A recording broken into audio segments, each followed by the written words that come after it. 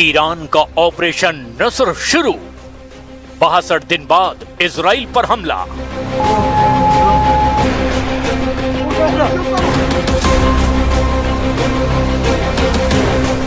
Iran युद्ध के 100 दिन बाद एक बार फिर से भीषण जंग ईरान इजराइल के बीच शुरू हो चुकी है। ईरान ने जिस तरह से इजराइल पर दनादन बैलिस्टिक मिसाइलें दागकर बेरूत हमलों का बदला लिया है, उससे नेतन्याहू पूरी तरह से बौखला गए हैं। अमेरिकी राष्ट्रपति डोनाल्ड ट्रंप ने पूरी कोशिश की कि किसी तरह से इजराइल ईरान से हमलों का बदला ना ले, लेकिन नेतन्याहू ने ट्रंप की सभी अपील को ठुकराते हुए ईरान में कम से कम 10 ठिकानों पर तूफानी हवाई हमले किए हैं। इजराइल ने तेहरान, तबरीज, करज और ईरान के परमाणु ठिकाने एस्फान पर जो हमले किए, उससे भारी तबाही हुई है। इधर ईरान ने ऑपरेशन नसर यानी कि विजय के तहत इजराइल पर 11 से ज्यादा बैलिस्टिक मिसाइल और जेट पावर ड्रोन से हमला किया है। 8 अप्रैल 2026 को हुए 60 दिन के सीज फायर के 62 दिन बाद ईरान और इजराइल के बीच भीषण जंग दोबारा शुरू हो चुकी है। ईरान ने इजराइल के यरूशलेम, हाइफा और तेल अवीव को खास तौर से टारगेट पर लिया है। इधर इजरायली सेना ने पुष्टि की है कि उसकी वायुसेना ने ईरान के दक्षिण पश्चिम इलाके में मौजूद महशहर पेट्रोकेमिकल कॉम्प्लेक्स पर हवाई हमला किया है। दावा तो यहां तक किया जा रहा है कि उत्तरी इजराइल पर हिजबुल्लाह ने हमले शुरू कर दिए हैं, जबकि हूथी ने भी इजराइल के ठिकानों को निशाना बनाया है। हालात तेजी से खराब होते जा रहे हैं और दावा किया जा रहा है कि अमेरिकन सेंट्रल कमांड को आदेश दे दिया गया है कि वो हमले के लिए पूरी तरह से तैयार रहे। यानी अब हालात तेजी से बदलते जा रहे हैं, लेकिन हम शुरुआत कर रहे हैं ईरान के उन हमलों से जिसने इजराइल को मजबूर कर दिया है कि वो ईरान के हमलों पर जबरदस्त पलटवार करे। ऑपरेशन नसर से बेरूत का बदला। 62 दिन बाद इजराइल पर हमला।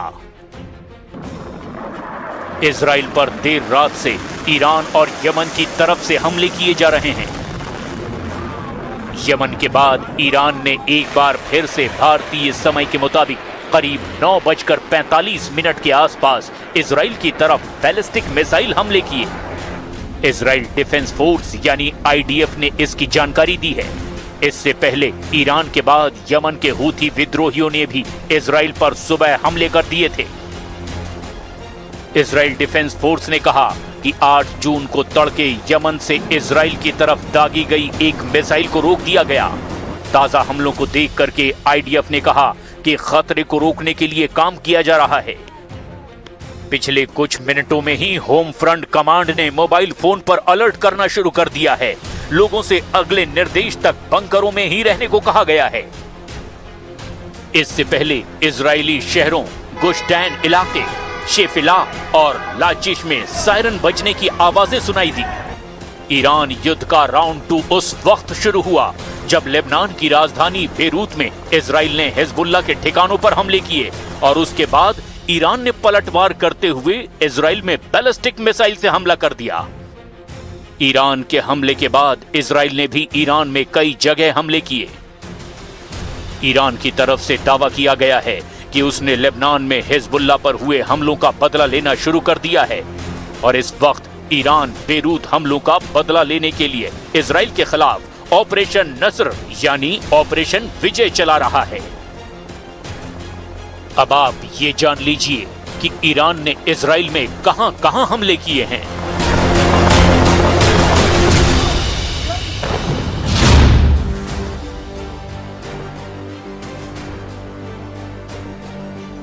ईरान का मेन टारगेट मुख्य उत्तरी इजराइल के नाजरेत के पास मौजूद रमात डेविड एयरबेस था। ईरान का दावा है कि लेबनान पर हमला करने वाले इजरायली लड़ाकू विमानों ने इसी बेस से उड़ान भरी थी, जिसका उसने बदला लिया है। इसके अलावा इजराइल के केंद्रीय हिस्सों में भी मिसाइलें दागी गई है, जिसमें यरूशलेम सहित कई शहरों में हवाई हमले के सायरन गूंज उठे। ईरान की रिवोल्यूशनरी गार्ड यानी आईआरजीसी ने कहा कि उसने इजराइल के हाइफा शहर में एक केमिकल प्लांट पर मिसाइल हमला किया। ईरान का कहना है कि यह कार्रवाई उसके पेट्रोकेमिकल प्लांट पर हुए कथित इजरायली हमले के जवाब में की गई। ईरानी मीडिया के दावों के मुताबिक ईरान ने इजराइल पर 11 बैलिस्टिक मिसाइलें दागी है। अमेरिका में इजरायली राजदूत ये लाइटर ने 11 मिसाइलों की पुष्टि की है। इजराइल के एयर डिफेंस सिस्टम एरो 3 और आयरन डोम ने ज्यादातर ईरानी मिसाइलों को हवा में ही इंटरसेप्ट कर लिया।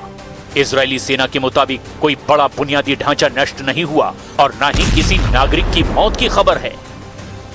इजराइल पर हुए ईरानी हमलों को IRGC ने सिर्फ एक वार्निंग शॉट यानी चेतावनी बताया है और कहा है कि अगर इजराइल ने दोबारा हिमाकत की तो अमेरिकी और इजरायली ठिकानों पर इससे भी बड़ा हमला होगा। इधर हूथी विद्रोहियों ने इजराइल के जाफा और तेल अवीव क्षेत्र को निशाना बनाकर कई मिसाइलें दागी। हूथी का दावा है कि उन्होंने इजराइल के बेहद संवेदनशील सैन्य ठिकानों पर सटीक निशाना लगाया। इजरायली सेनाओं और मीडिया रिपोर्ट्स के मुताबिक यमन की तरफ से आ रही मिसाइलों को इजराइल के एयर डिफेंस सिस्टम ने हवा में ही इंटरसेप्ट कर दिया।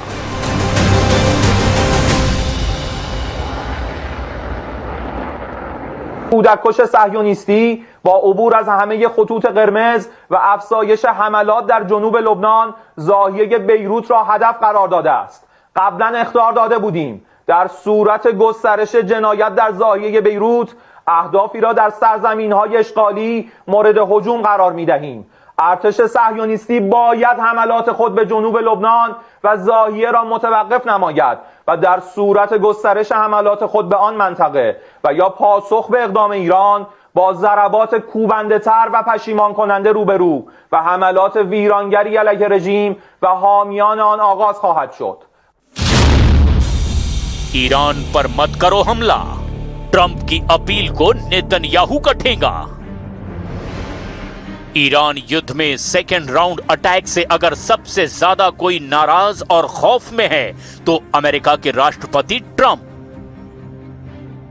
ट्रंप को पूरा यकीन है कि कतर, पाकिस्तान और ओमान की मध्यस्थता के जरिए वो ईरान से एक ऐसा समझौता कर लेंगे जो ईरान के लिए बहुत बड़ी हार साबित हो सकती है। इसीलिए जैसे ही ईरान ने इजराइल से बेरूत पर हमले का बदला लिया, ईरान ने ट्रंप के मिशन को ठेंगा दिखाते हुए इजराइल पर ताबड़तोड़ मिसाइल हमले शुरू कर दिए। इन हमलों के तुरंत बाद राष्ट्रपति ट्रंप ने ईरान को चेतावनी और धमकी देने की बजाय इजराइल के पीएम नेतन्याहू को धमकाना शुरू कर दिया कि वो अब ईरान के हमलों का बदला ना लें। ट्रंप ने फाइनेंशियल टाइम्स को दिए इंटरव्यू में साफ कहा, ईरान पर मत करो हमला। ट्रंप ने नेतन्याहू को धमकाया। नेतन्याहू के पास अमेरिकी डील मानने के अलावा कोई रास्ता नहीं होगा। फैसले मैं लेता हूं, नेतन्याहू फैसले नहीं लेते। ट्रंप ने एक्सियोस के पत्रकार बराक राविद को दिए फोन इंटरव्यू में कहा कि वे तुरंत नेतन्याहू यानी बीबी को कॉल करके ईरान पर पलटवार न करने के लिए कह रहे हैं। ट्रंप का कहना था, दोनों ने अपना अपना शौक पूरा कर लिया। इजराइल ने स्ट्राइक की, ईरान ने भी कर दी। अब हमें एक और हमले की जरूरत नहीं है।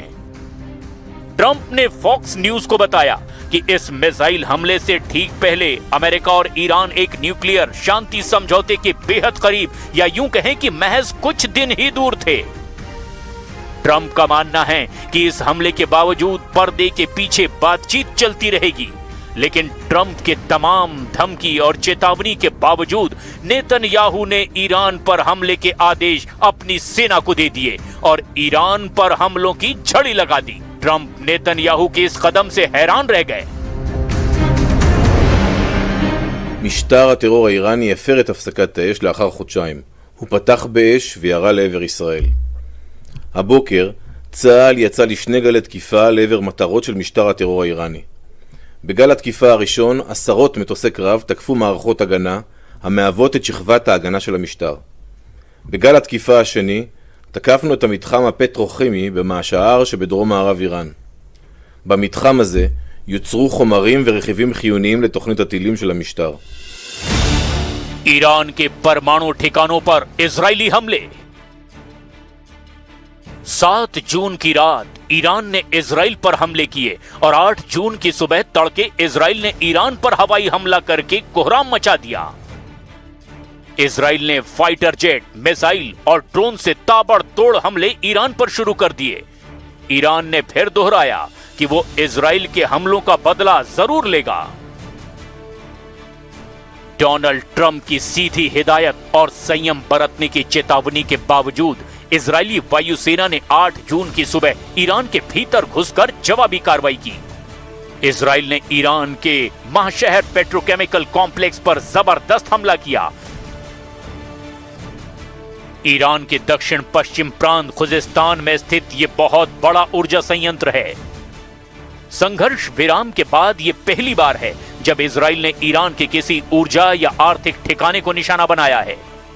इसके अलावा ईरान के मध्य और पश्चिमी हिस्सों में भी missile launch sites, radar system और सैन्य ठिकानों को निशाना बनाया गया। ईरान के तेहरान, इस्फान, कारज और तबरीज शहरों में तेज धमाकों की आवाज सुनाई दी। ईरान के रेवोल्यूशनरी गार्ड्स के मुताबिक इजराइल ने एयर लॉन्च बैलिस्टिक मिसाइलों यानी ALBMS का इस्तेमाल भी किया। इन मिसाइलों को इजरायली जेट्स ने ईरान की वायु सीमा के बाहर या सीमा के नजदीक से दागा है। ईरानी अर्धसरकारी समाचार एजेंसियों फार्स और मेहर ने पुष्टि की कि मां शहर पेट्रोकेमिकल प्लांट के कुछ हिस्सों को नुकसान भी पहुंचा है। हमले के तुरंत बाद ईरान ने तेहरान के इमाम खुमैनी अंतर्राष्ट्रीय हवाई अड्डे के आसपास का पूरा एयर स्पेस बंद कर दिया। हालांकि ईरान ने अभी तक अपने किसी सैनिक या नागरिक के हताहत होने का कोई आधिकारिक डेटा जारी नहीं किया है। इधर अमेरिका की मध्यस्थता में हुए इजराइल लेबनान सीज फायर को हिजबुल्लाह ने खारिज कर दिया था। हिजबुल्लाह ने उत्तरी इजराइल पर रॉकेट दागे थे। इसके जवाब में इजराइल ने बेरूत में आवासीय इमारत पर हमला किया जिसमें 2 लोग मारे गए। ईरान के मिसाइल दागने के तुरंत बाद सुरक्षा कारणों से इराक ने अगले 72 घंटे के लिए अपना हवाई क्षेत्र पूरी तरह से बंद कर दिया है। सीरिया ने भी अपने दक्षिणी हवाई कॉरिडोर को 12 घंटे के लिए बंद रखा। अब देखना यह होगा, अगर ईरान इजराइल पर फिर हमला करता है तो क्या अमेरिका भी ईरान पर हमला करेगा या नहीं।